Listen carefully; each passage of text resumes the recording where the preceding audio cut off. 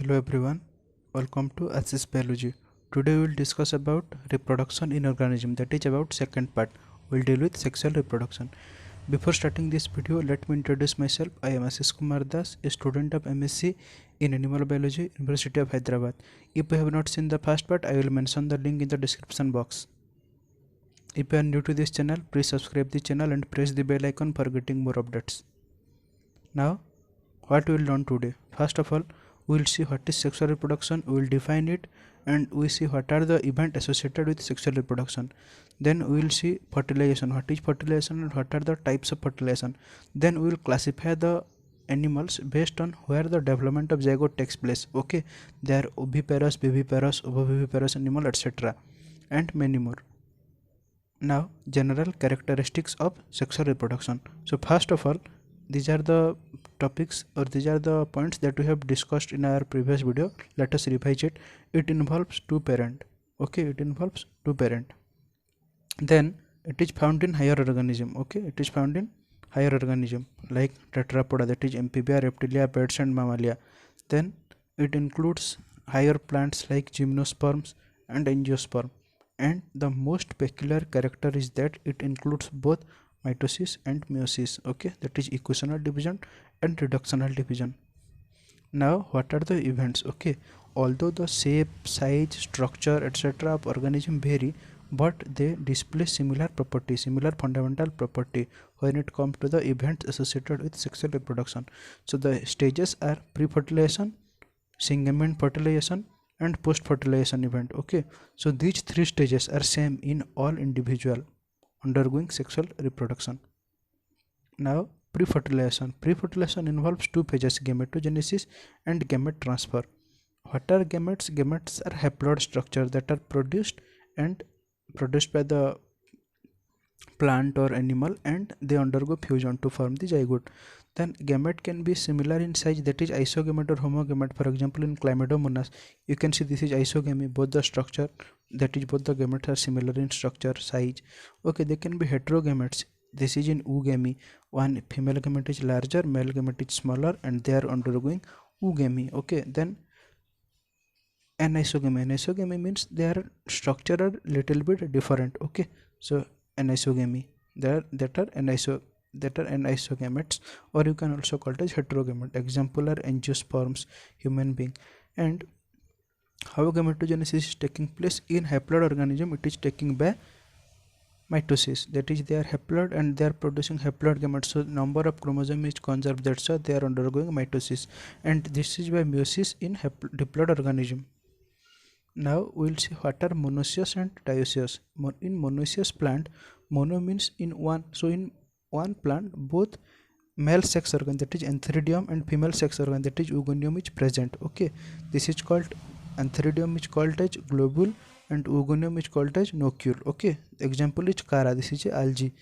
Then in dioecious plant there are different. Okay, male sex organ, that is antheridium, is present in different, and female sex organ archegonium is present in different thallus.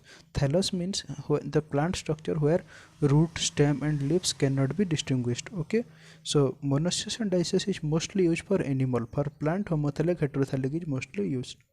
Example is Markansia for dioecious and Cara for monoecious. Now gamete transfer.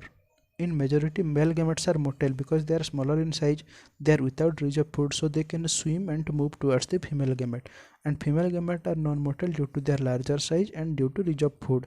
In some algae, both gametes are motile. Okay. Then what is the medium? Medium can be air, that is for pollination. Then medium can be water. Okay, by swimming. In some plants we will see. Then it can be by animals like bats. Okay, or it can be by beach like insect. Now syngamy and fertilization. Although syngamy and fertilization are used interchangeably and sometimes they seems to be synonymous, but they convey different meaning. First of all, syngamy is the actual fusion of male and female pronucleus. Okay, and it can be isogamy, anisogamy, oogamy. You can say that fertilization is a broad term and it involves syngamy also.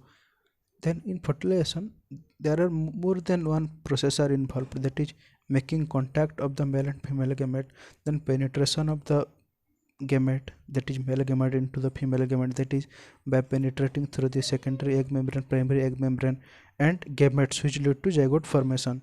There are two types, that is external and internal, two type of fertilization. Okay, first of all, external fertilization. External fertilization takes place outside the body. Okay, and here there are large number of gametes. Why there are large number of gametes?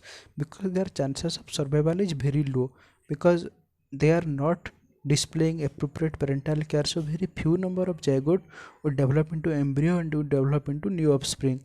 Example are bony fishes and amphibians. Example are very important, you have to remember this.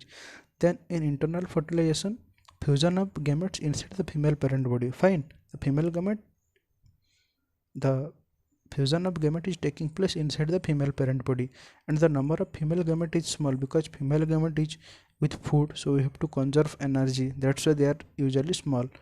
Number is small. Then in male gamete they are large.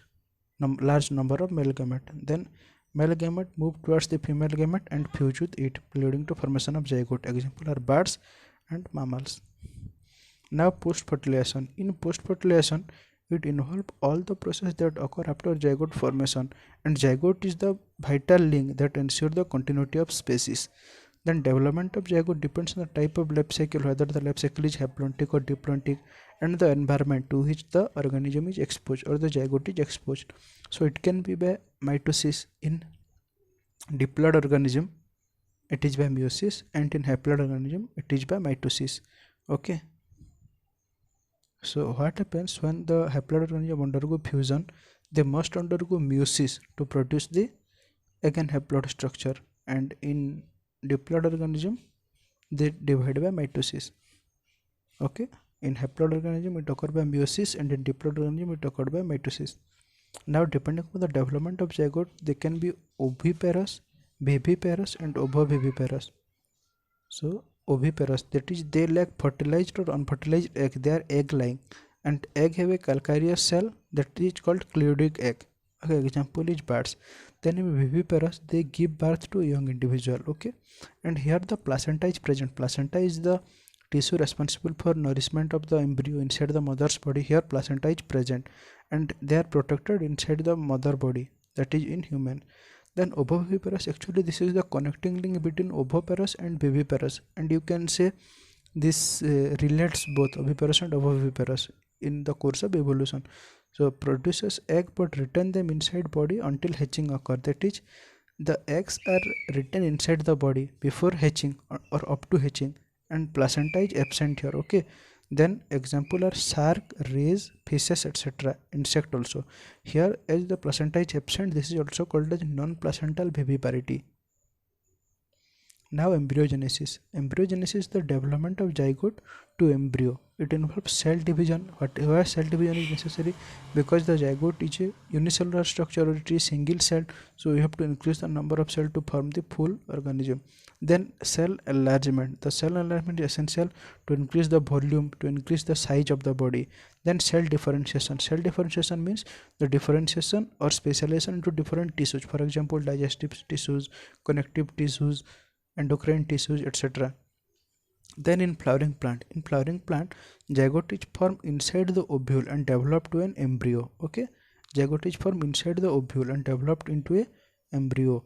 Ovule becomes seed and the ovary become fruit. Okay, then seed germinate after the dispersed from the fruit. What happens when someone feed on the fruit? They throw the seeds, and in that way the seeds are dispersed, and when the seeds are getting appropriate condition after lying on land, they will undergo germination. They are getting water, they are getting nutrients, they will undergo germination. Here the important thing is that ovule is becoming seed, ovary wall is becoming the fruit wall, or ovary is becoming the fruit, and these sepal, petal, etc. they fall off.